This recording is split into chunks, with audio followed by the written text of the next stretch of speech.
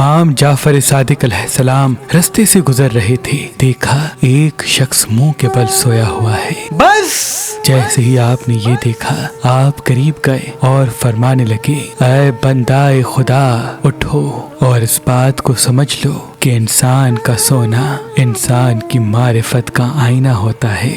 جو انسان جس طرح سے سوتا ہے اس کے اوصاف اس طرف بڑھنے لگتے ہیں۔ اس نے عرض کیا، اے نواسائے رسول کیسے؟ امام جعفر صادق علیہ السلام نے فرمایا، انبیاء اپنی پشت کے بل سوتے تھے اس لیے کہ وہ وحی میں مناجات کرتے تھے، اور پشت کے بل سونا انسان کے وجود کو الہام کی طرف دھکیلتا ہے، اور مومن اپنی دائیں کروٹ سوتے ہیں کیونکہ دائیں طرف رخ کر کے سونا انسان کو اچھے خواب کی طرف مائل کرتا ہے اور انسان کی سوچ کو پاکیزہ بناتا ہے۔ اور کفار کا سونا اس کی بائیں کروٹ کا ہے کیونکہ بائیں طرف منہ کر کے سونا انسان کو گناہوں میں دھکیلتا ہے، اور یوں انسان کا یقین ایمان پست ہوتا جاتا ہے، اور منہ کے بل سونا شیاطین کا سونا ہے۔ یاد رکھنا، جو انسان منہ کے بل سوتا ہے وہ اکثر چڑچڑا رہتا ہے اور دن کے وقت غصہ اور جذبات اس پہ حاوی ہوتے ہیں، اور یوں